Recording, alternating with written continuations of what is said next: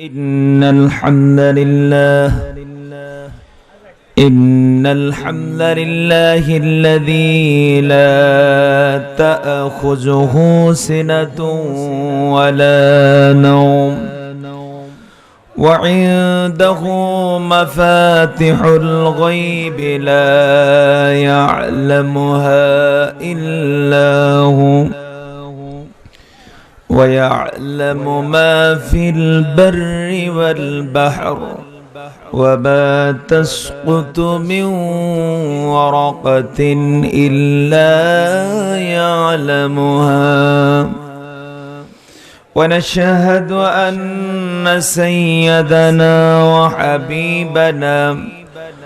وحبيب قلوبنا وأرواحنا محمد الذي أرسله بالحق بشيرا ونذيرا وداعيا إلى الله بإذنه وسراجا منيرا فقد قال الله سبحانه وتعالى في كلامه المجيد والفرقان الحميد أعوذ بالله من الشيطان الرجيم بسم الله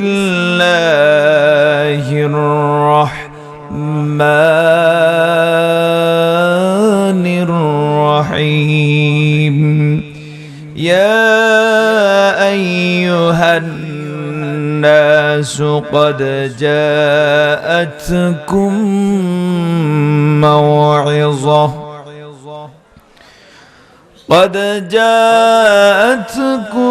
موعظة من ربكم وشفاء لما في الصدور وهدى ورحمة للمؤمنين قل بفضل الله وبرحمته فبذلك فليفرحوا هو خير مما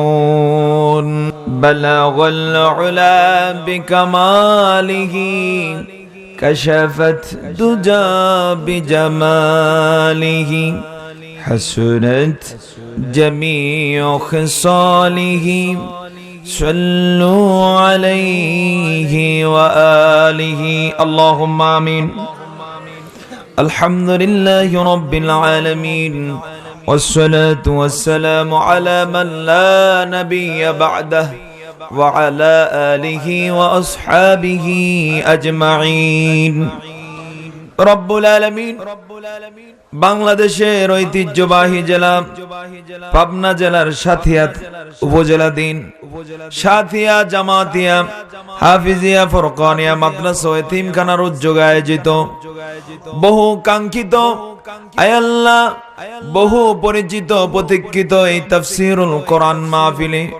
ইসলামী জলসায় আয় আল্লাহ তাআলা এই অধিবেশনে আমি আপনার ক্ষুদ্র গোলাম আপনার প্রিয় হাজারো বান্দা বান্দীদেরকে সাথে নিয়ে মহাগ্রন্থ আল কোরআনের আয় আল্লাহ তাআলা দুটো আয়াতে কারিমা তেলাওয়াত করে আপনার রাজ দরবারের দিকে হাত তুলেছি মেহেরবানি করে আমাদের এই আয়োজনকে আপনি কবুল আর মঞ্জুর করে নেন আয় আল্লাহ তাআলা পৃথিবীর জীবনই আসল জীবন নয় আরো একটা জীবন আছে আয় আল্লাহ যেই জীবনের সুখ প্রকৃত সুখ যেই জীবনের ব্যথা প্রকৃত ব্যথা এই মাহফিল আয়োজন করে যা সওয়াব হয়েছে এই সওয়াব কবুল করে নিয়ে রব্বুল আলামিন পরকালে আমাদের জন্য এই মাহফিলটাকে সুখের জারিয়া বানিয়ে দেন আয় আল্লাহ তাআলা এই মাহফিলের আয়োজন যারা করেছেন, শোনার জন্য যারা এসেছি,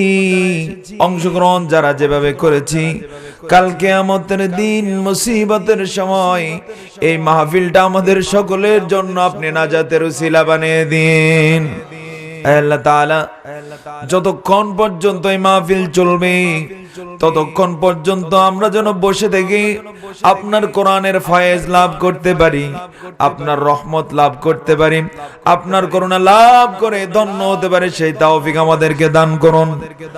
আমরা যারা হাত পেতেছি জানি না কার আব্বাজান চিরদিনের জন্য অন্ধকার কবরের বাসিন্দা হয়ে গিয়েছে, জানি না কার জনম দুঃখিনী মা দুনিয়ার বুক থেকে চিরদিনের জন্য বিদায় নিয়ে গিয়েছে।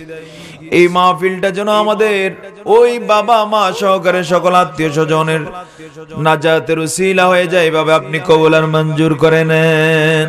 আয় আল্লাহ, আমি আপনার ক্ষুদ্র গোলাম মহাগ্রন্থ আল কোরআনুল কারীমের সূরা ইউনূসের দুটো আয়াত তেলাওয়াত করেছি। আয় আল্লাহ তাআলা, এই দুটো আয়াতে কারিমাকে সামনে নিয়ে আপনার প্রিয় বান্দাদেরকে সাথে নিয়ে কিছু কথা যেন আমরা বলতে পারি, আপনার গোলামেরা যেন শুনতে পারেন এবং এই মাহফিলের যে উদ্দেশ্য তা হাসিল হতে পারে ব্যবস্থা আপনি করে দেন। ইয়া রব करम तू अगर करे ओ बात दे जबा को जो दिल पर असर करे सुब्हानका ला इल्म लना इल्ला मा अल्लमतना इन्नका अंतल अलीमुल हकीम ربنا تقبل منا إنك أنت السميع العليم وتب علينا إنك أنت التواب الرحيم سبحان ربك رب العزة عما يصفون وسلام على المرسلين والحمد لله رب العالمين الحمد لله বহু কাঙ্ক্ষিত সাথিয়া হাফিজিয়া জামাতিয়া ফরকানি মাদ্রাসা ও এতিমখানা প্রাঙ্গণের সারা রাত ব্যাপী বিরাট এই ইসলামী জলসার উপস্থিত সুযোগ্য সম্মানিত সভাপতি সাথিয়া জামাতিয়া হাফিজিয়া ফরকানিয়া মাদ্রাসার প্রতিষ্ঠাতা আলহাজ মোহাম্মদ জামাত আলী মুন্সি সাহেব আতালাল্লাহু উমরাহু ওয়া বারাকাল্লাহু ফি হায়াতিহি ওয়া খিদমাতিহি, সকলে বলুন আমিন। উপস্থিত সুযোগ্য সম্মানিত আমন্ত্রিত অতিথিবৃন্দ, আমার সামনে উপবিষ্ট এই মাহফিলের মূল আকর্ষণ দিন প্রিয় ইসলাম প্রিয় সম্মানিত যুব সমাজ, মুরব্বিয়ানে কেরাম, ছাত্র সমাজ, সাংবাদিক বন্ধুগণ, আইন শৃঙ্খলার দায়িত্বে নিয়োজিত সম্মানিত দ্বীনি ভাই সব, ভলান্টিয়ার ভাইয়েরা সহকারে পর্দার আড়ালের সর্বস্তরের আমার সম্মানিতা মা এবং বোনেরা, আমি সকলকে আবারও সালাম দিচ্ছি। আপনারা আপনাদের পক্ষ থেকে সালামগুলোর জবাব দিন। আসসালামু আলাইকুম ওয়া রাহমাতুল্লাহি ওয়া বারাকাতুহু। শুরুতেই আমরা সকল প্রশংসা করব সে আল্লাহর জন্য যিনি আমাদেরকে কাঁধে কাঁধ মিলিয়ে কোরআন শোনার জন্য বসতে দিয়েছেন। সে আল্লাহর জন্য সকলে মন খুলে প্রাণ খুলে গলা ছেড়ে দিয়ে পড়ুন তো আলহামদুলিল্লাহ। এই মাহফিলে আসতে পেরে খুশি না বেজার? কারা কারা খুশি হাত তুলে একটু আল্লাহকে দেখান তো। লিল্লাহে তাকবীর, হাত নামান। আমরা সে আল্লাহর উদ্দেশ্যে শুরুতেই দুই ভাগে বিভক্ত হয়ে তাকবীর দেব। প্রথমে ছাত্র সমাজ যারা রয়েছে, কিশোরেরা সহকারে যুবকেরা, তারা এক ভাগ, পাশাপাশি মুরব্বিয়ানে কেরাম যারা রয়েছেন তারা এক ভাগ। দুই ভাগে আমরা এখানে তাকবীর দেব। পর্দার আড়ালের মা বোনেরা, আপনাদের আওয়াজ উচ্চ করার দরকার নাই।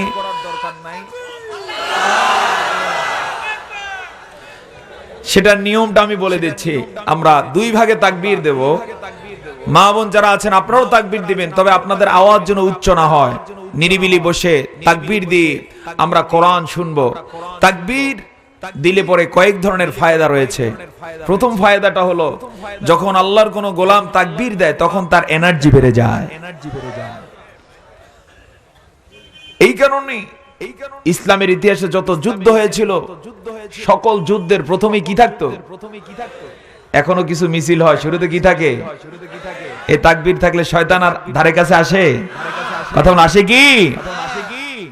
এটা আমরা এখনো দেখতে পাই।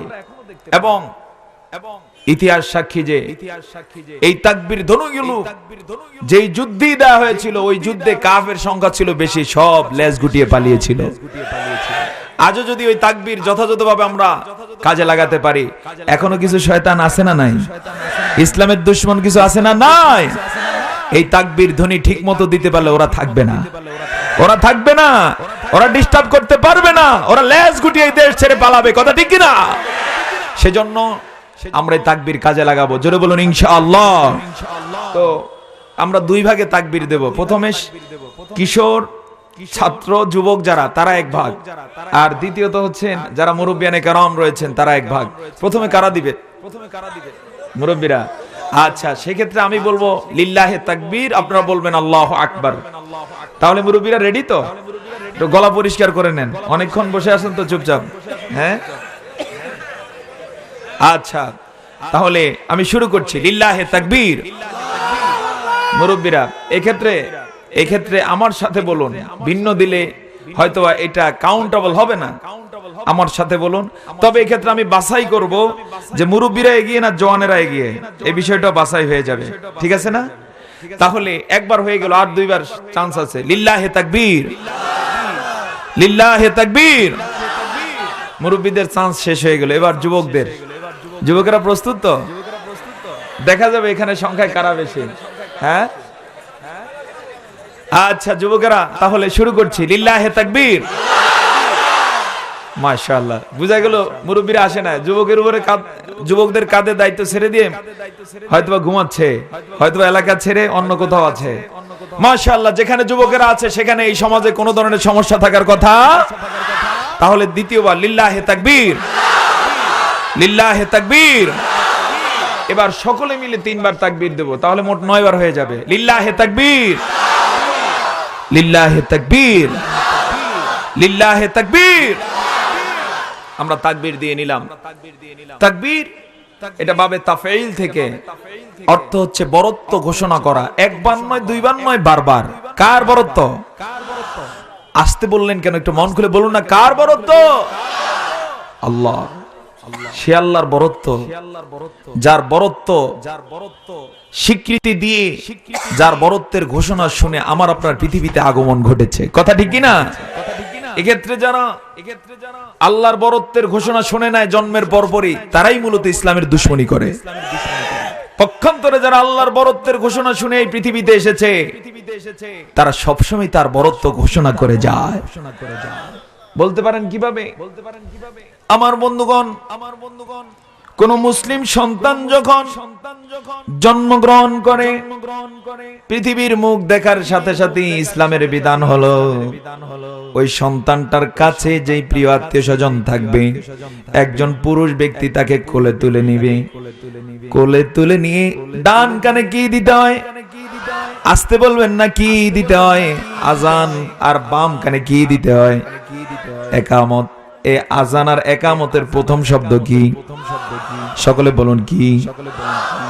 এটার মানে হলো ডান কানে আজান আর বাম কানে একামত দিয়ে যে সন্তানটাকে ছেড়ে দেওয়া হয়, ওই সন্তানটাকে, ছোট্ট শিশু সন্তানকে শিক্ষা দেওয়া হলো, ও শিশু, এখন থেকে আল্লাহর বরত্ব ঘোষণা দিই, তুমি পৃথিবীতে তোমার বাকিটা জীবন যাপনের জন্য প্রস্তুতি গ্রহণ করবে।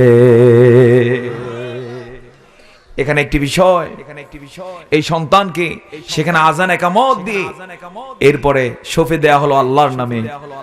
ওখানে ওই শিশুটার জন্য কি আজান আর একামতের কোনো নামাজ আছে? আমার কথা কি বুঝতে পারছেন? এই শিশুটার কানে আজান দিয়ে দেয়া হলো ডান কানে, বাম কানে কি দেয়া হলো? একামত। আজান আর একামত দিয়ে সন্তানটাকে ছেড়ে দেওয়া হলো। সেখানে অর্থ কি নাই? কোনো নামাজ নাই। আমরা জানি প্রত্যেক আজানের পরে নামাজ আছে না নাই? আসতে বলবেন আছে কি? এখন এই সন্তানের নামাজ গেল কই?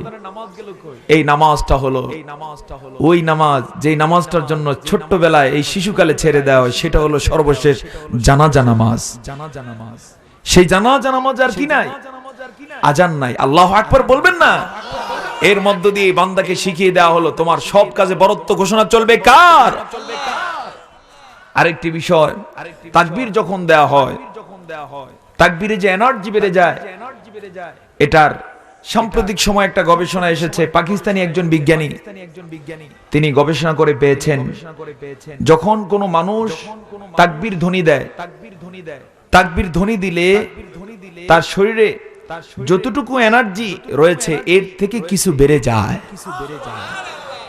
বিশেষ করে আল্লাহর নবী সাল্লাল্লাহু আলাইহি ওয়াসাল্লাম ইরশাদ করেছেন, তোমরা যখন নিচের থেকে উপরের দিকে উঠবে, যেমন সিঁড়ি বেয়ে কেউ যদি উপরের দিকে ওঠে, কিবা লিফটে উপরের দিকে ওঠে, কিবা বিমান উড্ডয়নের সময় কেউ যদি উপরের দিকে ওঠে, কিবা পাহাড়ে আরোহণের সময়, এই সময় মানুষের ক্যালোরি খরচ হতে থাকে, এনার্জি খরচ হতে থাকে। আল্লাহর নবী 1450 বছর আগে বলেছেন, তোমরা উপরের দিকে ওঠার সময় তাকবীর দিবে। পাকিস্তানি বিজ্ঞানী গবেষণা করে বের করেছেন, মানুষ উপরের দিকে ওঠার সময় যে ক্যালোরিটা খরচ হয়, তাকবীর দেওয়ার সাথে সাথে সেটা আবার যোগ হয়ে যায়।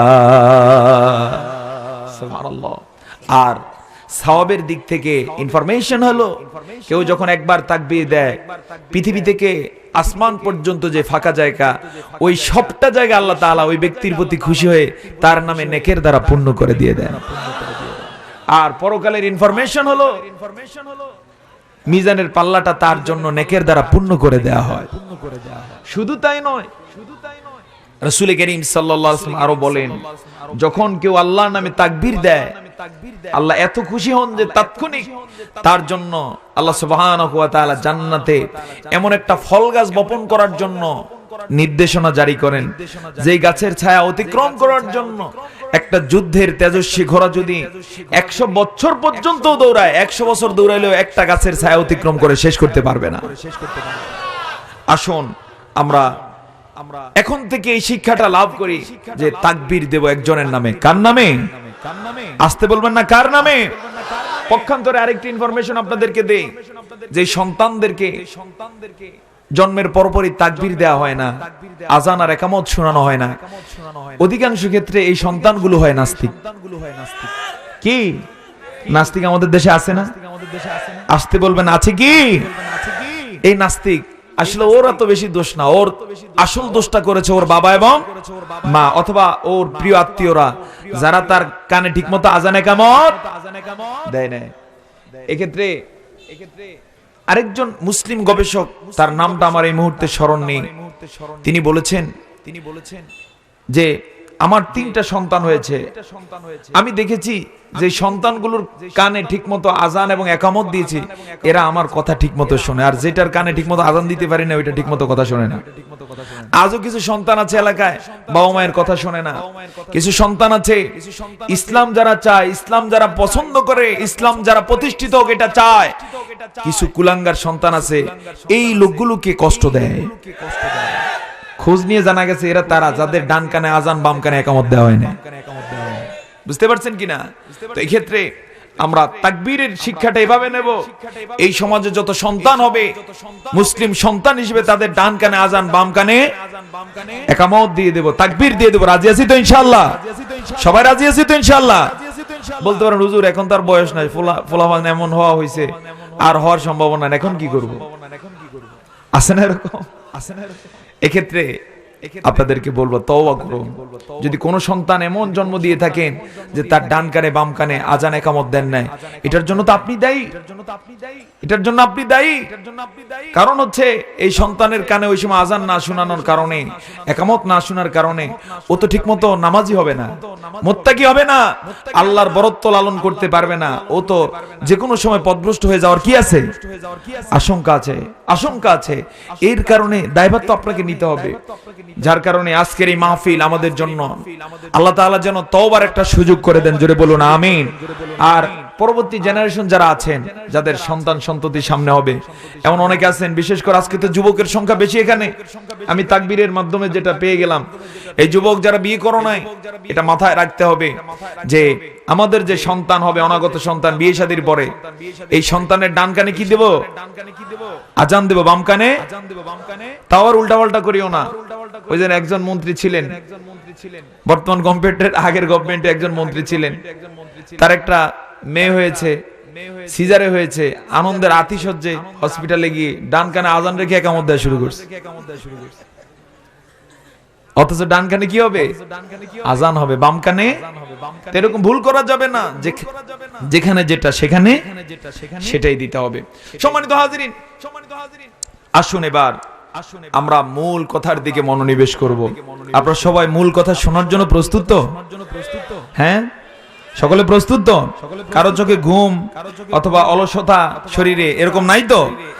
তাহলে একটু আমার সাথে বলুন, আপনারা প্রস্তুত তো? কারা কারা প্রস্তুত কোরআন শোনার জন্য? একটা হাত তুলে আল্লাহকে দেখান তো। হাত নামান। আমি আপনাদের সামনে মহাগ্রন্থ আল কোরআনুল কারীমের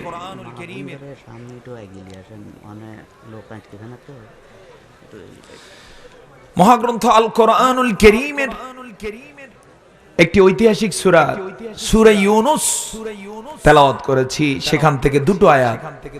সূরা ইউনূস হচ্ছে কোরআনুল কারীমের 11 নম্বর সূরা। সেখান থেকে আমি তেলাওয়াত করেছি 57 এবং 58 নম্বর আয়াত।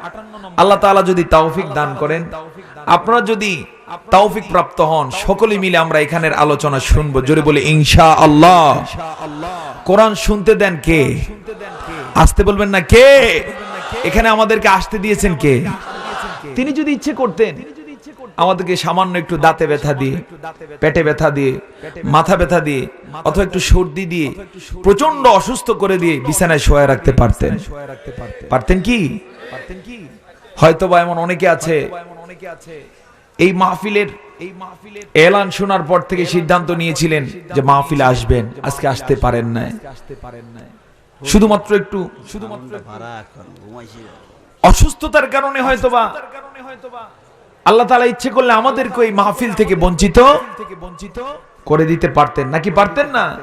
কিন্তু তিনি দয়া করার কারণেই আসতে পেরেছি, দয়া করার কারণেই এখানে বসতে পেরেছি। বলুন এই জন্য আলহামদুলিল্লাহ। আমার কাছে একটু আগে কানে কানে বলে যাওয়া হলো যে আমাদের মা বোনদের যে প্যান্ডেলটা রয়েছে ইতোমধ্যে কানায় কানায় ভরপুর হয়ে গিয়েছে। সেখানে মা বোন যারা রয়েছেন আপনারা একটু সামনের দিকে এগিয়ে বসে, পিছনে যে বোনেরা বসতে পারেন না, মায়েরা বসতে পারেন না, তাদেরকে একটু জায়গা করে দেন। আমরা কয়েক মিনিটের জন্য আপনাদের কাছে একটু জিকির করব, এই এলান রাখতেছি। একটু মন খুলে বলুন লা ইলাহা ইল্লাল্লাহ, লা ইলাহা ইল্লাল্লাহ।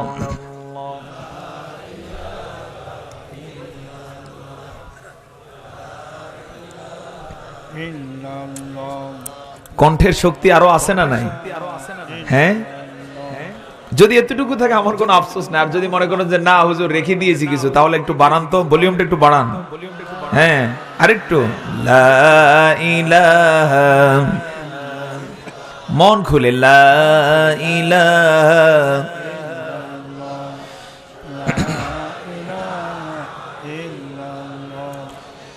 লা ইলাহা ইল্লাল্লাহ, লা ইলাহা ইল্লাল্লাহ মুহাম্মাদুর রাসূলুল্লাহ সাল্লাল্লাহু আলাইহি ওয়াসাল্লাম। সম্মানিত বন্ধুগণ, আমি আপনাদের সামনে কোন সূরা থেকে দুটো আয়াত তেলাওয়াত করেছি? সূরা কত নম্বর সূরা? হ্যাঁ, 11 নম্বর সূরা। কয়টি আয়াত? কত কত নম্বর? 57 এবং 58। এই দুটো আয়াত এত দামি যে আমার কাছে মনে হয় গোটা কোরআনুল কারীমে আল্লাহ তাআলা যত কথা বলেছেন, যত ইনফরমেশন দিয়েছেন, যত সুসংবাদ দিয়েছেন, সব কিছুর মধ্যে এই দুটো আয়াতে যেই কথা বলেছেন তা সবচেয়ে দামি। কিরকম? আল্লাহ সুবহানাহু ওয়া তাআলা এখানে নিজেই বলেছেন এরকম। আমার সাথে সকলে বলুন আউযু বিল্লাহি মিনাশ শাইতানির রাজীম, বিসমিল্লাহির রাহমানির রাহিম। ইয়া আইয়ুহান নাসু ক্বাদ জাআতকুম মাউইযাতুম মির রাব্বিকুম ওয়া শিফাউন লিমা ফিস সুদূর وهدى ورحمة للمؤمنين الله أكبر আল্লাহ রাব্বুল আলামিন तमाम পৃথিবীতে যত মানুষ রয়েছে সেই আমেরিকা থেকে শুরু করে জাপান পর্যন্ত ওইদিকে রাশিয়া থেকে শুরু করে অ্যান্টার্কটিকা পর্যন্ত গোটা পৃথিবীতে যত মানুষ আছে সব মানুষকে কেন্দ্র করে বলছেন ইয়া আইয়ুহান নাস, হে মানব মণ্ডলী, قد جاءتكم موعظة من ربكم, তোমাদের রবের পক্ষ থেকে উপদেশ এসে গেছে, তোমাদের রবের পক্ষ থেকে মাউইযা এসে গেছে, ওয়াশিফাউল লিমা ফিস সুদূর, এবং এমন বিষয় এসেছে যেটা তোমাদের সুদূর আত্মার জন্য প্রতিষেধক, আত্মার জন্য ঔষধ। ওয়াহুদা ওয়া রাহমাতুল লিল মুমিনিন, বিশেষ করে तमाम পৃথিবীর সব মানুষের মধ্য থেকে যারা মুমিন, যারা ঈমানদার, তাদের জন্য সেটা হচ্ছে হেদায়েত এবং রহমত। দুই নম্বরে আল্লাহ রাব্বুল আলামিন বলছেন قل بفضل الله وبرحمته فبذلك فليفرحوا هو خير مما يجمعون الله أكبر 58 নম্বর আয়াতে আল্লাহ বলছেন কুল, তুমি বলো, বিফাদলিল্লাহ, আল্লাহর ফজলে, ওয়া বিরহমাতিহি, এবং তার রহমতে, ফাবিযালিকা ফালইফরাহু, সুতরাং সেটা নিয়ে যেন তারা আনন্দ করে, হুয়া খায়রুম মিম্মা ইয়াজমাউন, কারণ হলো तमाम পৃথিবীবাসী আজ পর্যন্ত যা কিছু গেইন করেছে, অর্জন করেছে, আজ পর্যন্ত মানুষ যা কিছু লাভ করেছে সেটা সব কিছুর মধ্যে সবচেয়ে সেরা। এই হলো শাব্দিক তর্জমা। এবার বলুন তো এখানে আল্লাহ কি বলতে চেয়েছেন, বুঝা গেছে কিনা কিছু? বুঝা যায় না। এজন্যই আমি বলেছি এখানে আল্লাহ যা বলেছেন আমার কাছে মনে হয়েছে সেটা সবচেয়ে, এই গোটা পৃথিবীতে আল্লাহ তাআলা যা কিছু দান করেছেন বা গোটা কোরআনে যা কিছু আছে সবচেয়ে শ্রেষ্ঠ ইনফরমেশনটা এখানে রয়েছে। সেটা প্রথমেই বলে দেই, সেই ইনফরমেশনটা হলো মহাগ্রন্থ আল কোরআন। মনটা খুলে বলুন না সুবহানাল্লাহ। যুবক যারা রয়েছে তোমরা বলো তো একটু সুবহানাল্লাহ। আমরা একটু শুরুতে স্লোগান দেব, সেই কোরআন নিয়ে, তোমার আমার সংবিধান, তোমার আমার সংবিধান। আল্লাহ তাআলা সেই কোরআনের বিষয়ে এখানে ইনফরমেশন দিয়েছেন। আমার সম্মানিত বন্ধুগণ, এবার আসুন কিছু ব্যাখ্যায় আমরা মনোনিবেশ করি। আমি আপনাদের সামনে যে দুটো আয়াত তেলাওয়াত করেছি, তেলাওয়াতের মর্ম অনুধাবন করার জন্য, আলোচনা অনুধাবন করার জন্য একটু গভীর মন লাগবে। চিল্লা চিল্লি করলে হবে না, ঘুমালেও হবে না, কারণ কোরআনের সাথে বেয়াদবি করা যায় না। করা যায় কি? এই কোরআন আপনারা শুনতে পাচ্ছেন?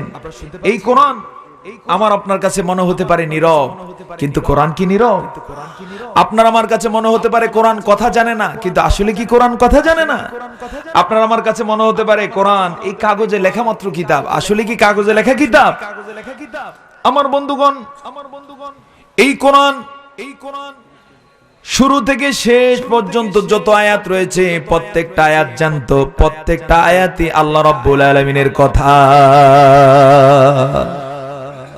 শুধু তাই নয়, এই কোরআন আমরা যে দেখতে পাই কাগজে লেখা কোরআন, আসলে কোরআন চূড়ান্ত ভাবে কাগজে লেখা কোনো কোরআন নয়।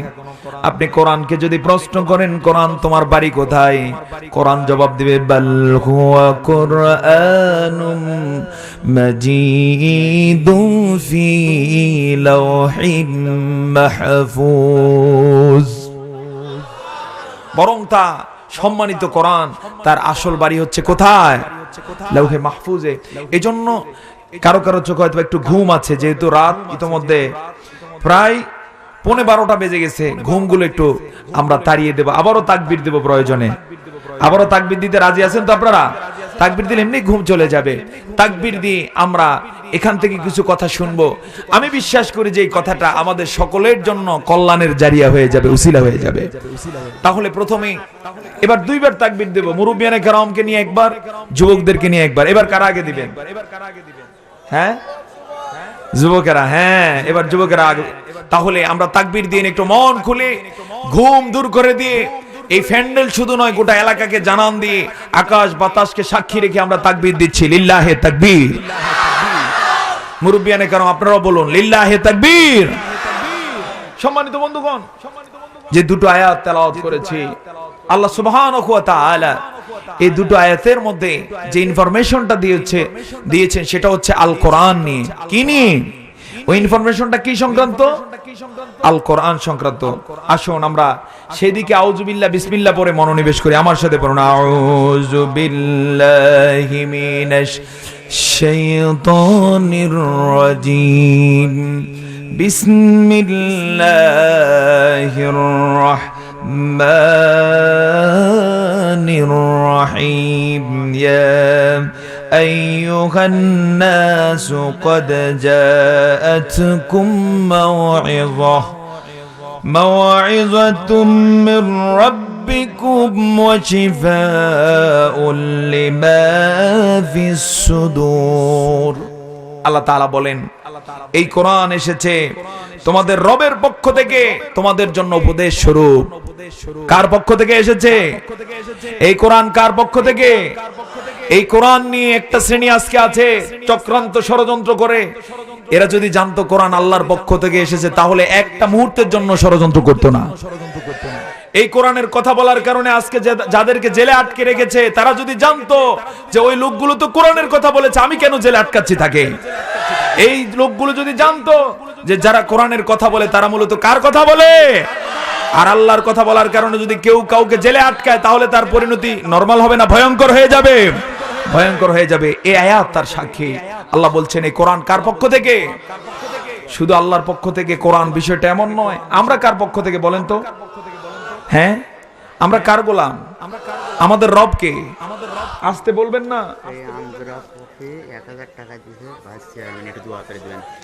আচ্ছা ধন্যবাদ, একটু পরে আমরা ঘোষণা দেব। এই কোরআন কার পক্ষ থেকে? আমরা কার গোলাম? হ্যাঁ সবকিছু কার? এত আসতে বললে কি হক আদায় হয়?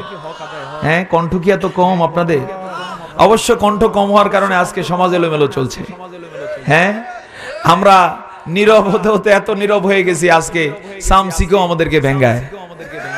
ঠিক না? কথা বলেন ঠিক কি না? এই জন্য কণ্ঠটা ছেড়ে দেন তো। এই কণ্ঠের মালিক কে? আমাদের মালিক কে? আকাশের মালিক কে? কোরআনের মালিক কে? আমাদের রব কে? আল্লাহ আমার রব, এই রবি আমার সব। আল্লাহ আমার রব, এই রবি আমার সব। দমে দমে তনু মনে তারি অনুভব, দমে দমে তনু মনে তারি অনুভব। আল্লাহ আমার রব, এই রবি আমার সব। আল্লাহ আমার রব, এই রবি আমার সব। তোমার দুনিয়াতে আমি যেই দিকে তাকাই অথই নিয়ামতে ডুবে আছি সবাই। ঠিকই না?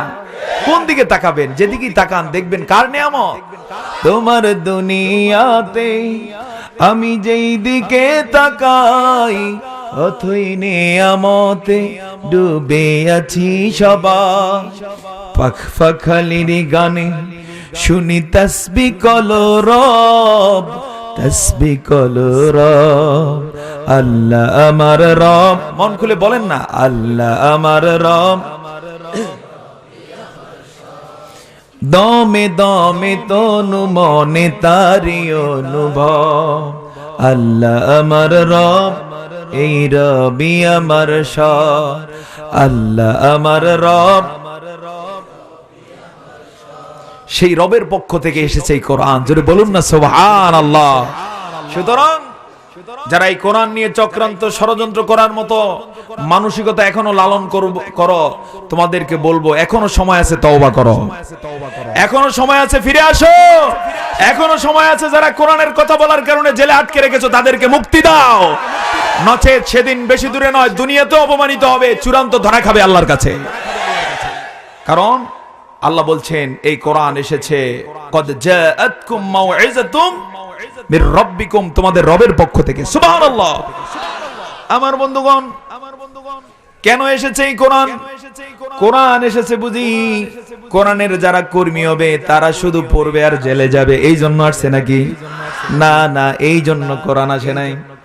কোরআন এই জন্য আসে নাই, রমজান মাস আসলে পরে তাক থেকে কোরআনটাকে নামিয়ে সকাল সন্ধ্যা একটু তেলাওয়াত করবি, রমজান যখন চলে যাবে আবার রেখে দিবে, এই জন্য কোরআন আসে নাই।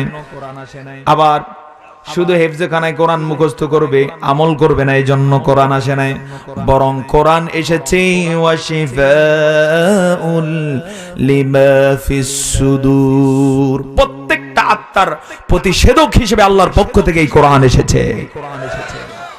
বলতে পারেন হুজুর প্রতিষেধক কি? আবার সেটা হলো আজকে যাদের রূহগুলো মরে গেছে, রূহ মরেছে যে এটা বোঝা যায় না, যারা কোরআনের সাথে শত্রুতা দেখলো তার গা শিরশির করে ওঠে না, কোরআনের কর্মীদেরকে জেলে আটকায়, এরপরও যে রাজপথে নেমে আসে না, বোঝা যায় তার আত্মা কি ইতোমধ্যেই মারা গেছে। আল্লাহ তাআলা বলেন যে সেই মরা আত্মাগুলো জ্যান্ত করার জন্যই কোরআন এসেছে।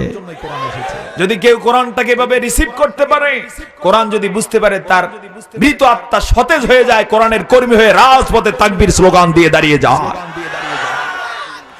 আমার বন্ধুগণ, কি সুন্দর কথা! এই জন্য আল্লাহ তাআলা বলছেন কদ জাআতকুম মাউইযাতুম মির রাব্বিকুম, তোমাদের রবের পক্ষ থেকে উপদেশ এসেছে, ওয়া শিফাউল লিমা ফিস সুদূর, আর এই কোরআন হলো হৃদয়ের খোরাক। এক্ষেত্রে একটি বিষয় খুব খেয়াল করে শুনবেন, আমরা বেঁচে থাকার জন্য খাবার খাই নাকি খাই না? কয় বেলা খাই সাধারণত? 3 বেলা তো খাই। অনেকে আছে এমন খাওয়া খায় 3 বেলা আর 5 বেলা না। খেতে খেতে এমন হয় পেট এত বড় যে এখন তারে দেখি চিনেই যায় না কোনটা সে কোনটা পেট। হ্যাঁ, আপনাদের এলাকায় এরকম লোক আছে নাকি? আপনার তো আছে। সেক্ষেত্রে এমন হয় মাঝে মাঝে লোকেরা জিজ্ঞেস করে, এই অমুকে কই রে? আরেকজন মস্কারা করে বলতেছে যে সে পেটের পিছনে, তুমি দেখো। লোকটারে খুঁজে পায় না, সে কোথায় আছে? পেটের পিছনে। সামনে পেট, পিছনে সে, এরকম মনে হয়। এত খাওয়া খায় কি জন্য খায়? বেঁচে থাকার জন্য না মরার জন্য? তবে বেঁচে থাকার জন্যই খায়। তবে ইনফরমেশন হলো বেশি খাইলে কখনো সাধারণত মানুষ বাঁচে না, বেশি খাইলে পরে মানুষ সুস্থ থাকে না। বরং যদি মানুষ পরিমিত খায়, এক্ষেত্রে হাদিস তো জানেন, রাসূল করিম সাল্লাল্লাহু আলাইহি ওয়াসাল্লাম বলেছেন খাবারের ক্ষেত্রে তোমরা পেটকে 3টা অংশ করে নিবে। একটা অংশ থাকবে পানি, একটা অংশ থাকবে খাবার, আরেকটা অংশ থাকবে খালি, সেটা আল্লাহর ইবাদতের জন্য। এই সুন্নাত যারা মেনে চলে তাদের কখনো পেট বড় হয় না, এরা কখনো হীনমন্য হয় না, কখনো দুর্বল হয় না, ইবাদতে এরা সতেজ থাকে। আল্লাহর কোরআনের জন্য এরাই সবচেয়ে বেশি কাজ করে। পক্ষান্তরে যারা শুধু খায়, শুরু তো খেতে গিয়ে বিসমিল্লাহ বলে না, খাওয়ার শেষও আলহামদুলিল্লাহ বলে না, খায় আর বলে জানা মজা হইছে। এক পর্যায়ে দেখা যায় আল্লাহর গজবও তারে নিছে। তো মানুষ খায় কি জন্য? মানুষ খায় সাধারণত বেঁচে থাকার জন্য। মানুষ নিজের এই দেহটাকে বাঁচানোর জন্য খেয়ে থাকে, কিন্তু রূহকে বাঁচানোর জন্য কোনো খাবার আছে কি? আছে। রূহের খাবার কি বলেন তো? কথা আসতে বলবেন না, একটু জোরে বলুন না। কি? আল কোরআন। দেহ বাঁচানোর জন্য মানুষ দৈনিক 3 বেলা খায়, কেউ আরো বেশি খায়, কেউ কিবা কম খায়। খাবার খেলে পরে মানুষটা জানে তার দেহটা ঠিক থাকবে, স্বাস্থ্যটা ঠিক থাকবে। স্বাস্থ্য ঠিক থাকলে সবই ঠিক থাকে। আমার বন্ধুগণ, মানুষ দুনিয়ার জীবনে যত খাবারের আয়োজন করেছে সব স্বাস্থ্যের জন্য, সব শরীরের জন্য। আর মহান আল্লাহ রাব্বুল আলামিন আসল যেই রূহ মানুষকে দান করেছেন, যে রূহ থাকলে পরে মানুষটা আছে, রূহটা যদি আজকে হারিয়ে যায় মানুষটা আজকে শেষ হয়ে যাবে। এই রূহের খাবার মানুষ আজ পর্যন্ত অর্জন করতে পারে না, রূহের খাবার আজ পর্যন্ত মানুষ উৎপাদন করতে পারে না। এই রূহের খাবারটা রব্বুল আলামিন আসমান থেকে পাঠিয়েছে। সেই খাবারটা কি? সেটাই রব্বুল আলামিন সূরা ইউনূসের 57 নম্বর আয়াতে বলছেন, ওয়াশিফাউল লিমা ফিস সুদূর। সেটা হলো আত্মার খোরাক, আত্মার মহা ঔষধ, প্রতিষেধক। সুবহানাল্লাহ। যারা এই কোরআন পড়ে, যারা এই কোরআন তেলাওয়াত করে, তাদের আত্মার খোরাক এই কোরআন হয়ে যায়। আত্মার খোরাক যার হয়ে যায়, পৃথিবীতে তার হারানোর কিছুই নাই। পৃথিবীতে সে কখনো হীনমন্য হয় না, পৃথিবীতে ডর ভয় তার কিছু থাকে না। শুধু একজনকে ভয় করে, শুধু আল্লাহকে, আর কোন শক্তিকে সে পরোয়া করে না, ভয়ও করে না। সেই জীবন যদি এই কোরআন দিয়ে সে রাঙাতে পারে, তাহলে অবলীলায় সে সবগুলো কাজ এমন ভাবে করে যায় যে মানুষ অবাক হয়ে যায়, সে এত কাজ কিভাবে করে। কিন্তু মানুষ অবাক হয় ঠিকই তার কাজে, কিন্তু সে তার কাজে কখনো ক্লান্ত শ্রান্ত হয় না, কারণ তার রূহটা খোরাক পায় কোত্থেকে? আল্লাহ থেকে। সেই খোরাকটার নাম কি? কষ্ট হচ্ছে আপনাদের? সেই খোরাকের নাম কি? আল কোরআন। সম্মানিত হাজিরিন, তা আমি চিন্তা করেছি এতগুলো মানুষ, আজকে মানুষগুলো হৃদয়ের খোরাক একটু দিয়ে যায়, যেন এই মাহফিলে যতটুকু চাঞ্চল্য নিয়ে, যতটুকু ইমানি চেতনা নিয়ে আমরা এসেছি, এই চেতনা যেন আরো দ্বিগুণ চতুর্গুণ বেড়ে যায়। সারা জীবন যেন ওই চেতনা নিয়ে আমরা কাজ করতে পারি। রাজি আছে কিনা ইনশাআল্লাহ? এই চেতনা লালন করার জন্য এই কোরআনটাকে একটু নিতে হবে। কোরআনের যে আয়াতে কারিমা সমূহ আছে একটু তেলাওয়াত করতে হবে, একটু আমল করতে হবে। এক্ষেত্রে একটি ঐতিহাসিক হাদিস আপনাদের সামনে আমি সংশ্লিষ্ট উল্লেখ করছি। দুই একজন একটু উঠাউঠি করছেন। সম্মানিত বন্ধুগণ, আমরা উঠাউঠি করব না, আমরা অল্প সময়ের জন্য কিছু কথা বলবো, কারণ আমার পরে আরো আকর্ষণ আছে না নাই? আরো বিদগ্ধ কয়েকজন মেহমান আছেন, আশা করছি তাদের আলোচনাও সুন্দর হবে ইনশাআল্লাহ। আমার বন্ধুগণ, রাসূল করিম সাল্লাল্লাহু আলাইহি ওয়াসাল্লাম বলেছেন, এই কোরআন নিয়ে বলতে গিয়ে তিনি বলেন, মান করাআল কোরআন ফাস্তাযহারাহু ফাআহাল্লা হালালাহু ওয়া হাররামা হারামাহু আদখালাহুল্লাহুল জান্নাহ ওয়া শাফাহু ফি আশরাতিন মিন আলি বাইতিহি কুল্লুহুম ক্বাদ ওয়াজাবাত লাহুন নার। চিল্লে বলুন সুবহানাল্লাহ। যুবকেরা বলো তো সুবহানাল্লাহ। আল্লাহর নবী সাইয়্যিদুনা মুহাম্মাদুর রাসূলুল্লাহ সাল্লাল্লাহু আলাইহি ওয়াসাল্লাম সে আত্মার খোরাক কোরআন নিয়ে কথা বলতে গিয়ে বলেন, যে ব্যক্তি এই কোরআন পড়বে, ফাস্তাযহারাহু, কোরআন যা বলেছে সেটাকে প্রকাশ করবে, ফাআহাল্লা হালালাহু, কোরআন যেটাকে হালাল বলেছে হালালটাকে হালাল মানবে, ওয়া হাররামা হারামাহু, কোরআন যেটাকে হারাম জেনেছে, হারাম বলে দিয়েছে, হারামকে হারাম মানবে। এতটুকুর কারণে আল্লাহ এত খুশি হয়ে যান, ওই লোকটার আত্মাকেই শুধু খাবার দেন না, ওই লোকটাকে নিজ দায়িত্বে হাসরের মাঠে আল্লাহ তাআলা জান্নাতে ঢুকাবে। এমন একটা কথা, যে কথাটা আকাশের নিচে জমিনের উপরে সবচেয়ে দামি কথা। ওই কোরআনের জন্য একটু স্লোগান দেব আবার। সকলে একটু মন খুলে বলুন তো, তোমার আমার সংবিধান আল কোরআনের আলো, আল কোরআনের আলো। শুধু ঘরে ঘরে, আর নাই কিছু, শুধু সংসদ, আর কিছু নেই। হ্যাঁ, আল কোরআনের আলো, ঘরে ঘরে জালো, আল কোরআনের আলো সংসদে জালো, জাতিসংঘ পর্যন্ত জালো। এই স্লোগান দেয়া দরকার, আল কোরআনের আলো। দ্বিতীয়ত আল কোরআনের আলো, তৃতীয়ত আল কোরআনের আলো। যদি জ্বালানো যেত এই কোরআনের আলো, তাহলে আজকের সমাজে দুর্নীতি, আজকের সমাজে মারামারি, মিথ্যা মামলা, প্রতারণা, দিনের ভোট রাতের বেলায়। আপনাদের এখানে হয়েছে নাকি? হ্যাঁ, সারা জীবন শুনছি ভোট দিনের বেলা হয়। আর কি যুগ আইলো রে ভাই, কি যুগ পাইলাম রে ভাই, দিনের ভোট রাতে হয়ে যায়। হ্যাঁ, মরা মানুষে ভোট দেয়, নাউজুবিল্লাহ না সুবহানাল্লাহ? তো সুবহানাল্লাহ বলতে আছে, মরা মানুষে ভোট দিতে পারে। হ্যাঁ, আস্তাগফিরুল্লাহ, জোরে বলুন না আস্তাগফিরুল্লাহ। এগুলো যারা করছেন মূলত জানে না সে বোঝে না যে এই কোরআন যদি চর্চা করতাম তাহলে দিনের বেলার ভোট রাতের বেলায় চুরি করা লাগতো না। সে জানে না যে আমি যদি ধোঁকাবাজি করি, প্রতারণা করি, আল্লাহর কাছে আমাকে জবাবদিহি করতে হবে। তার হৃদয়টা মরে গেছে, যার কারণে এই কাজ করেছে। যদি তার হৃদয় জানত থাকতো, এই যে মাহফিল, আপনারা মাহফিলের আয়োজন করেন, মূলত মাহফিলে কোরআনের কথা যেন বেশি আলোচকরা বলতে পারেন এবং আলোচনা যেন কোরআন থেকে হয়, আপনারা আলোচকদেরকে উদ্বুদ্ধ করবেন, তাহলে এই সমাজে ইনশাআল্লাহ এই জাতীয় আর অপকর্ম থাকবে। কারণ এই কোরআন সুস্পষ্ট করে দেয় যে সমাজ থেকে সব ধরনের হারাম যেন দূর হয়ে যায়। যে সমাজ থেকে হারাম দূর হয়ে যায়, সেই সমাজ থেকে তো এই অন্যায় দূর হয়ে যায়। তাহলে অন্যায় যদি দূর হয়ে যায়, দিনের বেলার ভোট কি আর রাতের বেলা হতে পারে? তার মানে হচ্ছে কোরআন ঠিক মতো শোনা হয় না। বাস্তব না? আপনারা বলতে পারেন হুজুর প্রতি বছরই তো ওয়াজের আয়োজন করি। আমি বলবো আয়োজন করেন ঠিকই, হুজুরের আলোচনা হয়তো ঠিকই করেন, কিন্তু আপনারা ঠিক মতো বুঝতে চেষ্টা করেন না।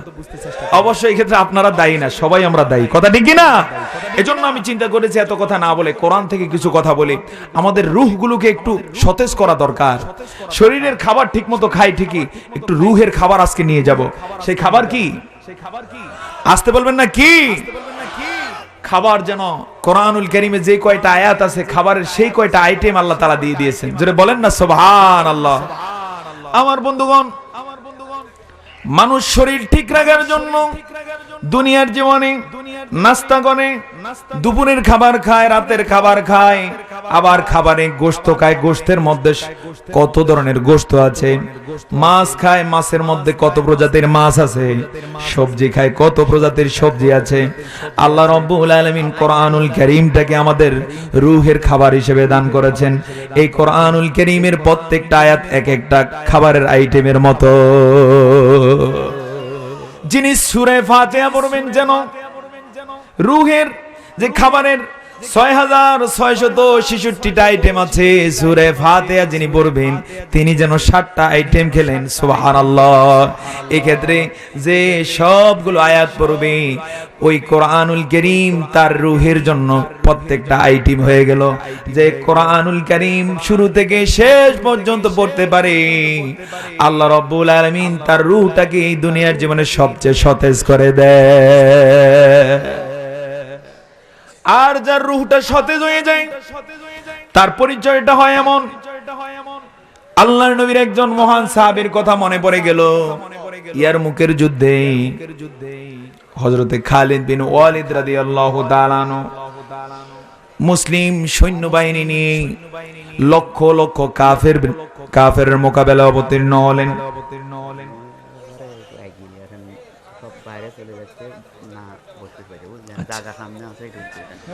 আমার বন্ধুগণ, ইয়ারমুকের যুদ্ধে মুসলিম সৈন্য সংখ্যা সীমিত, কিন্তু কাফের সৈন্য সংখ্যা অসংখ্য। খালিদ রাদিয়াল্লাহু তাআলা আনহু ছিলেন ওই যুদ্ধের মহান সেনাপতি। যুদ্ধ চলছে, তার কাছে নিউজ এলো ইতোমধ্যে 8000 হাফেজে কোরআন শহীদ হয়ে গেছেন। জোরে বলুন ইন্না লিল্লাহ। কত হাজার হাফেজে কোরআন শহীদ হয়ে গেলেন?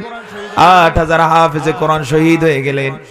এই নিউজ পাওয়ার সাথে সাথে আল্লাহর নবীর সাহাবী খালিদ রাদিয়াল্লাহু তাআলা আনহুর কলিজায় কাফন ধরেছে।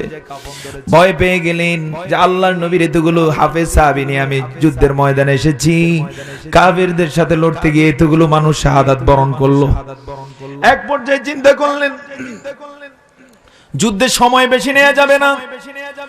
উনি সিদ্ধান্ত নিয়ে নিলেন কাফেরদের যে লিডার, ওই লিডারকে যুদ্ধের ময়দানে তিনি অল্প সময়ের মধ্যেই যেন হত্যা করতে পারেন। জোরে বলেন না একটু সুবহানাল্লাহ। তিনি সাহাবায়ে কেরামদের কয়েকজনকে ডেকে বললেন, একটা পথ বের করো, এত সময় নিলে পরে আমাদের যে সৈন্য সংখ্যা শহীদ হয়ে যে কমে যাবে, তার চেয়ে এক কাজ করি, আমি সরাসরি সামনে এগিয়ে যাই, গিয়ে তাদের যে প্রধান আছে তাকে হত্যা করি। এক্ষেত্রে যদি আমার জীবন যায় চলে যাক, এরপর আল্লাহর নবীর আর কোন সাহাবী যেন ক্ষয়ক্ষতি না হয়।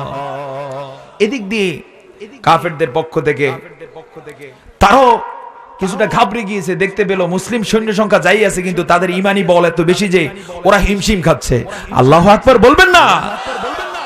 পরবর্তীতে তারা সরাসরি যেই প্রস্তাব মুসলমানদের কাছ থেকে যাওয়ার কথা সেই প্রস্তাব তারা দিয়ে বসেছে। তাদের পক্ষ থেকে জানানো হলো যে তাদের যে লিডার আছে যুদ্ধের ময়দানে সে একটু মুসলিম সেনাপতির সাথে কথা বলতে চায়। মুসলিম সেনাপতিকে খালিদ বিন, দেখেন সবাই বলতে পারেন নাই, আমি চাচ্ছি আপনাদের সকলের দৃষ্টিটা একদিকে আসুক। সেনাপতিকে মুসলিম সেনাপতি খালিদ বিন ওয়ালিদ। সুবহানাল্লাহ। খালিদ রাদিয়াল্লাহু তাআলা আনহু প্রস্তাব গ্রহণ করলেন।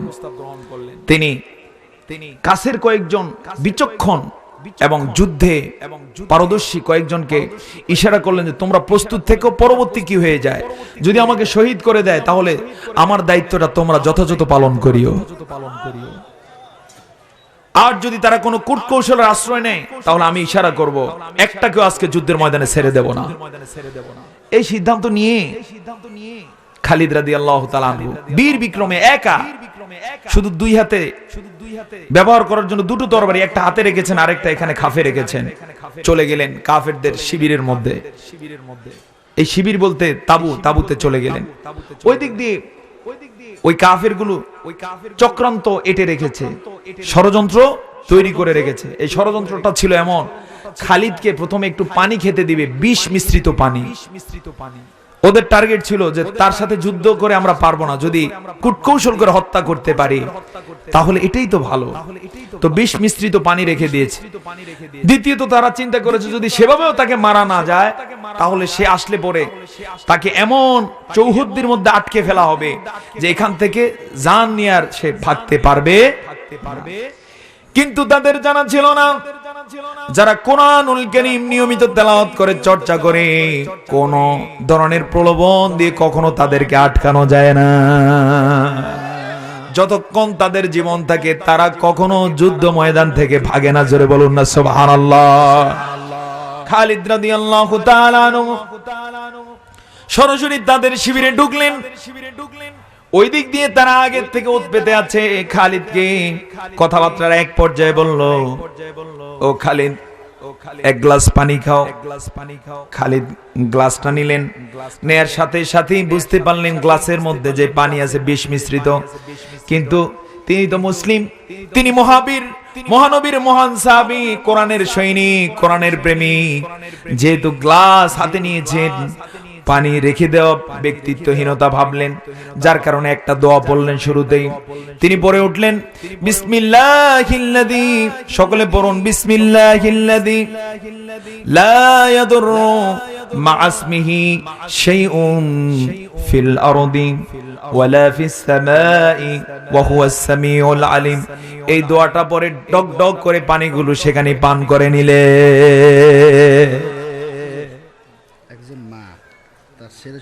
একটু রাখেন, আমরা একসাথে আমার বন্ধুগণ, কাফেররা যখন দেখলো মুসলিম সেনাপতি এমন বিষ মিশ্রিত পানি কি যেন এক বিস্ময়কর দোয়া পরে খেয়ে ফেলেছে, এই দৃশ্য দেখে তাদের কলিজায় কাঁপন ধরেছে।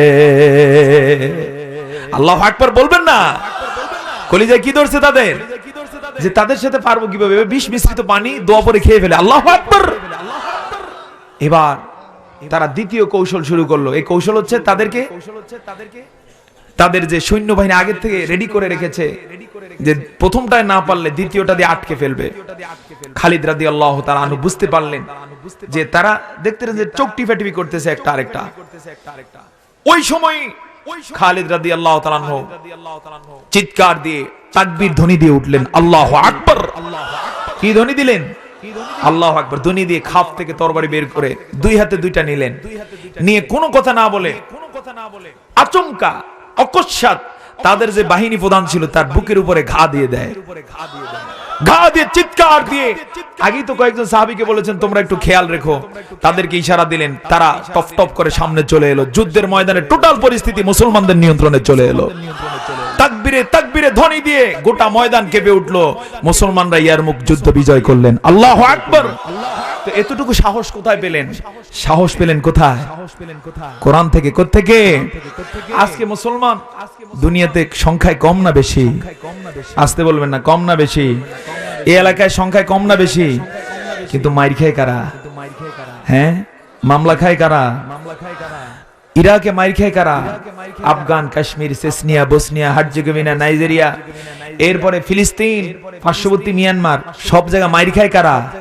মুসলমানের জন্য সময় হয়েছে এখানে শুধু স্লোগানে মুখরিত করে আমরা ফিরে যাব, চুপচাপ ঘুমাবো, সেই পদ্ধতি থেকে ফিরে এসে কোরআনকে নিজেদের হৃদয়ের খোরাক হিসেবে গ্রহণ করার জন্য সময় এসেছে নাকি এখনো আছে? না আসতে বলুন, এসেছে কি? আসুন না আমরা কোরআনটাকে একটু হৃদয়ঙ্গম করতে চেষ্টা করি, কোরআন যে হৃদয়ের খোরাক একটু বুঝতে চেষ্টা করি। আল্লাহ আমাদেরকে বুঝার তৌফিক দান করুন। আমাকে কয়েকবার ইঙ্গিত দেওয়া হয়েছে যে আমাদের মা বোনদের যে প্যান্ডেলটা, সেটাতে কিছু জায়গা সামনে ফাঁকা আছে, পিছনের জায়গাগুলো ভরপুর, অনেকে বসতে পারছেন না। আপনারা আবারও একটু আমার এলান শুনুন, পিছনের জায়গাগুলো খালি করে দিয়ে আপনারা একটু সামনে এগিয়ে আসুন প্যান্ডেলের মধ্যে।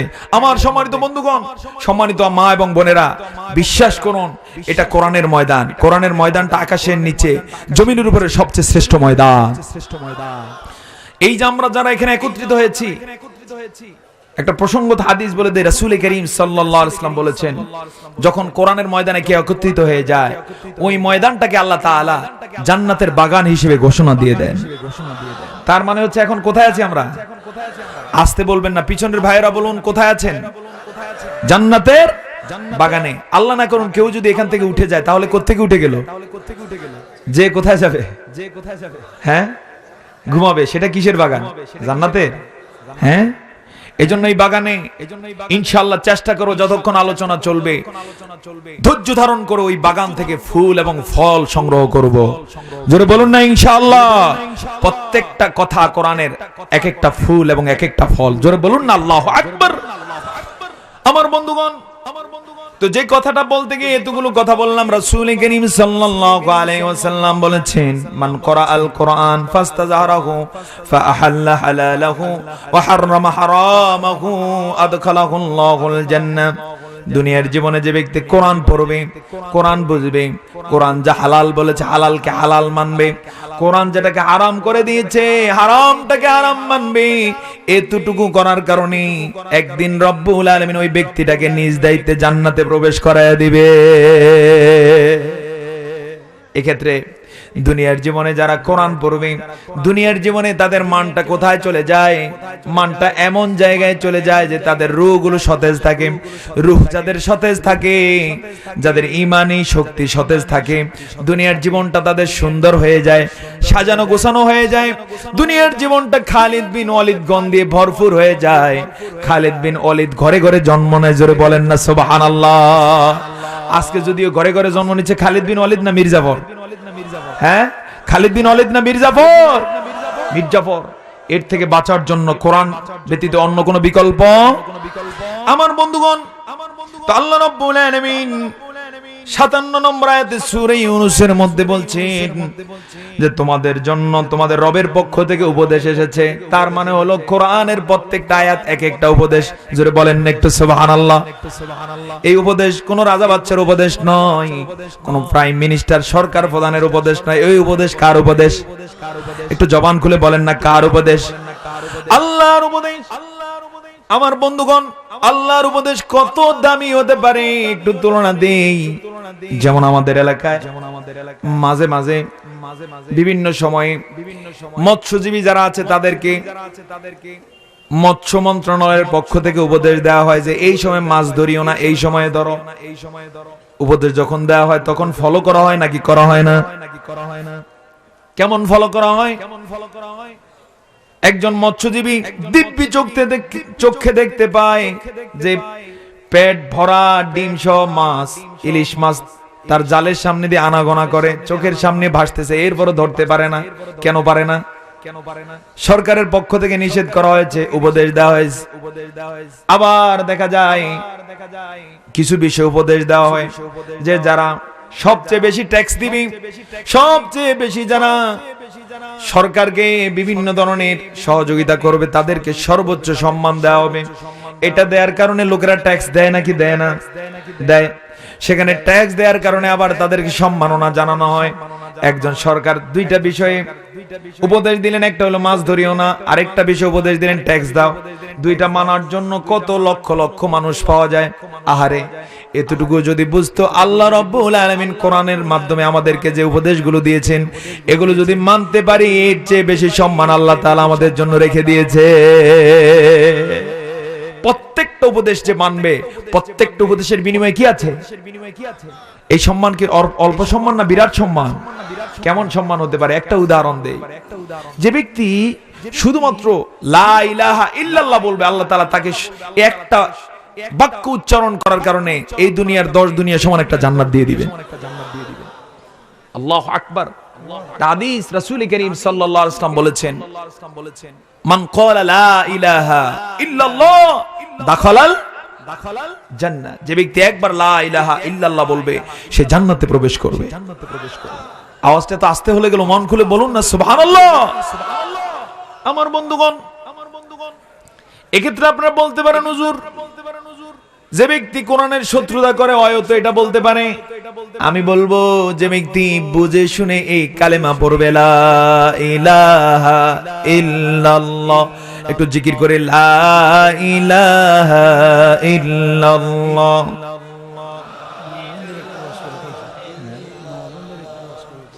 লা ইলাহা ইল্লাল্লাহ, লা ইলাহা ইল্লাল্লাহ মুহাম্মাদুর রাসূলুল্লাহ। যে ব্যক্তি একবার বুঝে শুনে লা ইলাহা ইল্লাল্লাহ বলবে, এই দুনিয়ার 10 দুনিয়া সমান একটা জান্নাত সে পেয়ে যাবে। এটা আল্লাহর পক্ষ থেকে একটা কি উপহার, শুধু একটা আদেশ মানার কারণে, শুধু একটা উপদেশ মানার কারণে। এবার কোরআনুল কারীমে কত উপদেশ আছে যদি প্রশ্ন করেন, আপনাদের উদ্দেশ্যে বলবো, কোরআনুল কারীমে 1000 উপদেশ আছে। কত? একটু মন খুলে বলুন, কত উপদেশ? 1000। যে 1000 উপদেশ মানবে, আল্লাহ তাআলা তাকে এরকম 1000 গুণ নিয়ামত দান করবেন। সেটা কত বড় হতে পারে! আল্লাহু আকবার।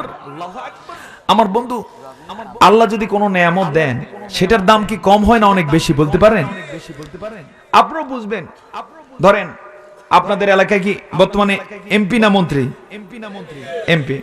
যদি মন্ত্রী হয় কোন এলাকার, মন্ত্রী যদি কাউকে উপহার দেওয়ার চিন্তা করে, যেমন এই মাহফিলে যদি আসতো, মন্ত্রীর পক্ষ থেকে যদি ঘোষণা আসতো, তাহলে এমপির ঘোষণার মতো মন্ত্রীর ঘোষণা নাকি আরো বড় ঘোষণা? আবার মন্ত্রীর ঘোষণার চেয়ে প্রাইম মিনিস্টারের ঘোষণাটা আরেকটু বড় হয় না আরেকটু বড় হয়? হ্যাঁ, বড়র চেয়েও রাষ্ট্রপতি ঘোষণা দিলে সেটা একটু চিন্তা করুন। যে উপদেশগুলো আল্লাহ তাআলার পক্ষ থেকে এসেছে, কোন মানুষের উপদেশ নয়, কোন রাজা বাদশার উপদেশ নয়, কোন ফেরেশতার উপদেশ নয়। উপদেশগুলো সব কার? আল্লাহর পক্ষ থেকে উপদেশ আসার কারণে আল্লাহর যে গোলামেরা এই কোরআনের উপদেশগুলো মান্য করবে, রব্বুল আলামিন কোন রাজা বাদশার মতো নয়, কোন মানুষের মতো নয়, কোন ধন দৌলত লাভকারীর মতো নয়, সরাসরি তিনি যে মহামনিব, তিনি যে রব হিসেবে ওই বান্দাকে তিনি সরাসরি ওইটার প্রতিদানটা, ওইটার পুরস্কারটা দিয়ে দিবে। এই পুরস্কার দিতে গিয়ে আল্লাহ রাব্বুল আলামিন কি দিবেন সেই সম্পর্কে আপনারা শুনে থাকবেন। রাসূল করিম সাল্লাল্লাহু আলাইহি ওয়াসাল্লাম বলেছেন, দুনিয়ার জীবনে যারা কোরআন পড়বে, কোরআন মানবে, কোরআন শিখবে, কোরআন অনুধাবন করবে, আল্লাহ রাব্বুল আলামিন হাসরের মাঠে যেদিন তামাম জাহানের সব মানুষেরা উঠে যাবে, যারা কোরআন পড়তো তাদের প্রতি আল্লাহ এত সন্তুষ্ট থাকবেন, প্রথমেই আল্লাহ খুশি হয়ে যাবেন, বলবেন, ও আমার গোলামেরা, তোমাদের বাপ মা কই? তাদেরকে একটু ডাকো। ডাকা হবে। ডাকার পরে আল্লাহ বলবেন, তুমি এমন সুসন্তান জন্ম দিয়েছো যে সন্তানটা কোরআন শিখেছিল, কোরআন শুনেছিল, কোরআনের উপদেশ মেনে চলেছে, কোরআন আমার পক্ষ থেকে মাওয়াইজা হিসেবে গিয়েছিল, এটা রিসিভ করেছে। আমি তোমার সন্তানের প্রতি খুশি, যার কারণে সন্তান হিসেবে তোমার জন্য কিছু উপহার রেখে দিয়েছি। এই উপহারের সবচেয়ে আকর্ষণীয় হলো 2টা টুপি, একটা বাবাকে পরানো হবে আর একটা তার মাকে পরিয়ে দেওয়া হবে। সেই টুপি এত দামি হবে যে রাসূল করিম সাল্লাল্লাহু আলাইহি ওয়াসাল্লাম বলেছেন ওই টুপির যে ছোট একটা পুঁতি হবে, সেই টুপির ছোট একটা কারুকাজ হবে এত দামি, গোটা বিশ্ব বিক্রয় করে দিয়ে এই দামি একটা পুঁতি কেনা যাবে না। আল্লাহু আকবার। আমার বন্ধুগণ, তো আল্লাহ রাব্বুল আলামিন এখানে সেই কথাগুলো বলার পরে এরপরে বলছেন কুল বিফাদলিল্লাহি ওয়া বিরহমাতিহি ফাবিযালিকা ফালইফরাহু হুয়া খায়রুম মিম্মা ইয়াজমাউন। সুবহানাল্লাহ। আল্লাহ তাআলা এই পর্যায়ে এসে বলেন কুল বিফাদলিল্লাহ, আল্লাহর অনুগ্রহে, ওয়া বিরহমাতি এবং তার দয়ায়, এই অনুগ্রহ আর দয়ার মধ্য দিয়ে তিনি এই কোরআনটা মানুষকে দান করেছেন। একটু জবান খুলে বলুন না সুবহানাল্লাহ। এই কোরআনটা তিনি প্রথমে দিতে চেয়েছিলেন পাহাড়কে। কাকে দিতে চেয়েছিলেন? পাহাড়কে। পাহাড় যখন ইনফরমেশন পেল যে আল্লাহ কোরআন দিতে চাচ্ছে পাহাড়ের উপরে, পাহাড় বিগলিত হয়ে পড়লো, অস্বীকার করে বসলো আল্লাহ তাআলার ভাষায়। আল্লাহ রাব্বুল আলামিন বলেন لو أنزلنا هذا القرآن على جبل لرأيته خاشعا متصدعا من خشية الله سبحان الله। আল্লাহ তাআলা বলেন لو أنزلنا هذا القرآن, এই কোরআন যদি আমি পাহাড়ের উপরে নাজিল করতাম, লারাআইতাহু খাশিআম মুতাসাদ্দিআম মিন খাশিয়াতিল্লাহ, তুমি দেখতে পেতে কোরআন আমার পক্ষ থেকে যাওয়ার কারণে পাহাড় কোরআনকে সম্মান জানাতে গিয়ে বিগলিত হয়ে গলে গলে নিস্তেজ হয়ে গিয়েছে। আল্লাহু আকবার। এমন একটা কোরআন আল্লাহ তাআলা দান করেছেন। সুবহানাল্লাহ। কত বড় যে এটা হয়তোবা আমি ভাষায় প্রকাশ করতে পারবো না, এত বড়, কত দামি যে কোরআন সেটা হয়তো ভাষায় প্রকাশ করতে পারবো না। আমরা একটু দরুদ শরীফ পড়ি রাসূলের শানে। আল্লাহুম্মা সাল্লি আলা চেয়ারম্যান প্রার্থী মাশাআল্লাহ। আমাকে সময় দেওয়া লাগবে আর আমরা কালেকশনে চলে যাব। আমার আলোচনা কয়টা পর্যন্ত? আলোচনা কয়টা পর্যন্ত? কালেকশন যাব বলবো না। না না, এটা টাইম দিয়ে দেন তাহলে আমি এভাবে ইয়ে করব। মন খুলে আল্লাহুম্মা সাল্লি আলা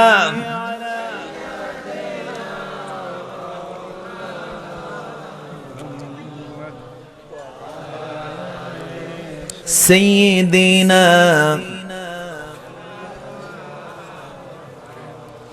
ও মদিনার বুলবুলি, তোমার নামে ফুল তুলি, ও মদিনার বুলবুলি, তোমার নামে ফুল তুলি, যতন করে হৃদয় মাঝে, যতন করে হৃদয় মাঝে, একা একা নিরিবিলি, ও মদিনার বুলবুলি, তোমার নামে ফুল তুলি।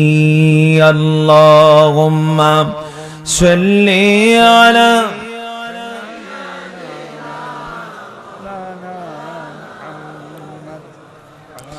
ওয়া আলা আলি সাইয়্যিদিনা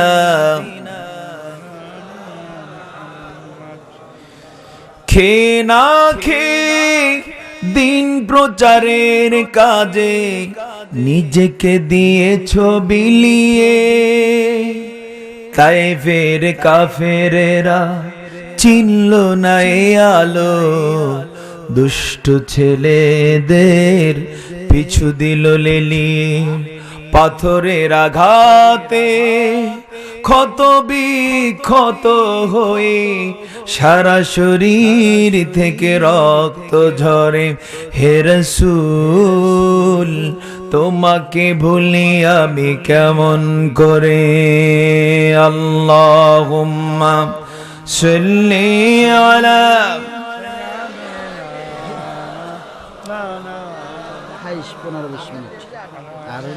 ওয়া আলা আলি, কথা বলবে দেবের ভিতরে পরে পরে শেষ করে। আমার সম্মানিত বন্ধুগণ, তো দুটো আয়াত তেলাওয়াত করে একটি আয়াতের উপরে কিছু কথা বলেছি।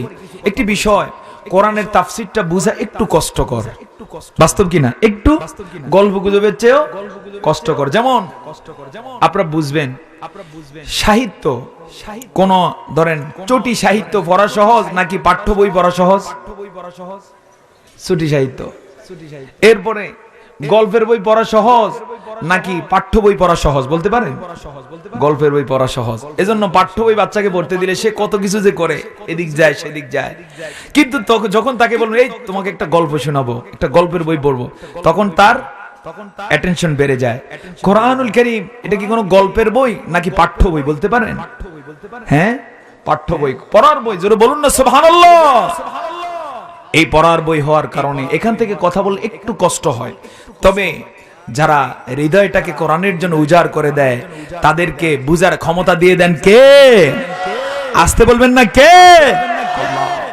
পক্ষান্তরে যাদের হৃদয়টাকে সংকীর্ণ রাখে, চিন্তা করে যে সবাই আসছে আমিও আসলাম, সুযোগ হইলে শুনবো নয় চলে যাবো, এমন চিন্তা যাদের, তাদের সামনে তাফসিরের যখন টপিক নেওয়া হয় তখন কেড়ে কেড়ে করতে থাকে, অর্থাৎ ঘুম আসে, এই একটু নড়াচড়া করে। আমরা দেখলে তখন বুঝি যে সে তাফসির বোঝে না।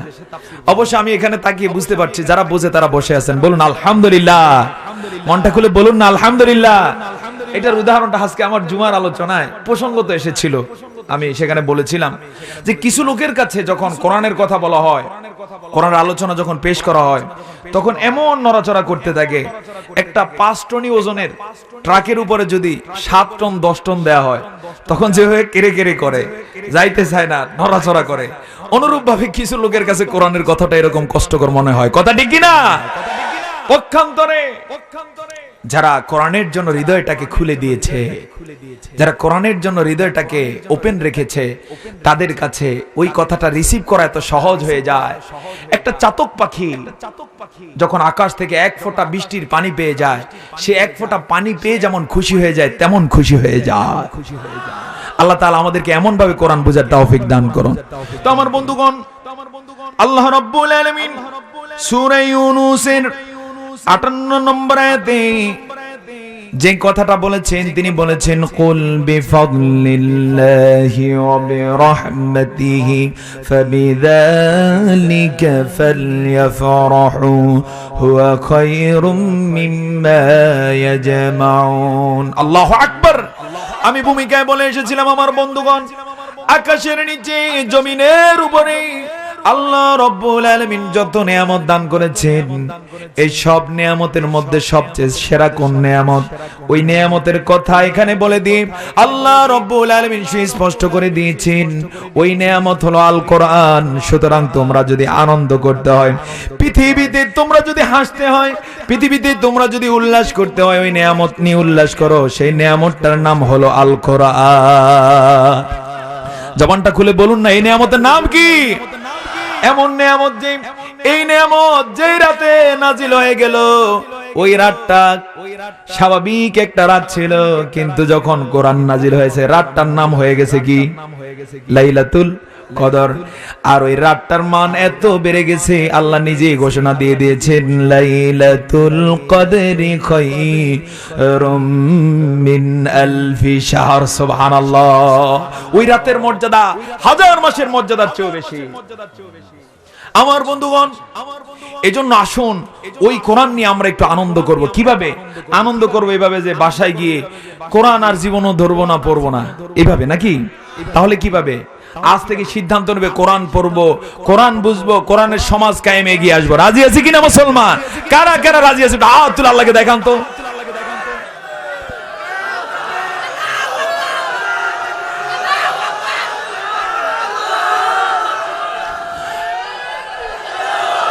আল্লাহ হাতগুলো কবুল করে নিন, জোরে বলুন আমিন। সম্মানিত বন্ধু, আলোচনা আমি দুটো আয়াত নিয়ে আপনাদের সাথে অল্প কিছুক্ষণ কথা বললাম। আলোচনা আমি বিক্ষিপ্তভাবেই বলা চলে কিছু করে আপনাদেরকে যে বিষয়টা হৃদয়ে দিতে চেয়েছি, মাথায় দিতে চেয়েছি, সেটা হচ্ছে সবচেয়ে আল্লাহ তাআলার পক্ষ থেকে বড় নিয়ামতের নাম কি? সবচেয়ে বড় নিয়ামতের নাম কি? আল কোরআন। এই কোরআনের আপনি যত আয়াত পড়বেন আল্লাহ আপনাকে তত মর্যাদা দান করবেন। এই কোরআনের যত আয়াত আপনি শিখবেন জান্নাতে তত তলা বিশিষ্ট একটা জান্নাত দান করবেন আপনাকে। সময় স্বল্প, আমার বড় আলোচক রয়েছেন, আমি এজন্য দীর্ঘ আলোচনায় গেলাম না। সে হাদিসটি সুনানে তিরমিজিতে এসেছে। রাসূল করিম সাল্লাল্লাহু আলাইহি ওয়াসাল্লাম বলেছেন, হাশরের মাঠে আল্লাহ তাআলা দুনিয়াতে যারা কোরআন পড়বে, মানবে, কোরআনের জন্য কাজ করবে, কোরআনের জন্য দান করবে, তাদেরকে ডেকে বলবেন, আজকে একটা একটা করে আয়াত তেলাওয়াত করো আর জান্নাতের একটা করে তলায় তুমি আরোহণ করো। আল্লাহু আকবার। আমাকে এই যে দেখেছেন উপস্থাপক সাহেব ফাঁকে ফাঁকে কয়েকটা ইঙ্গিত দিলেন, এর মধ্যে একটা হলো হুজুর কিছু কালেকশন দরকার।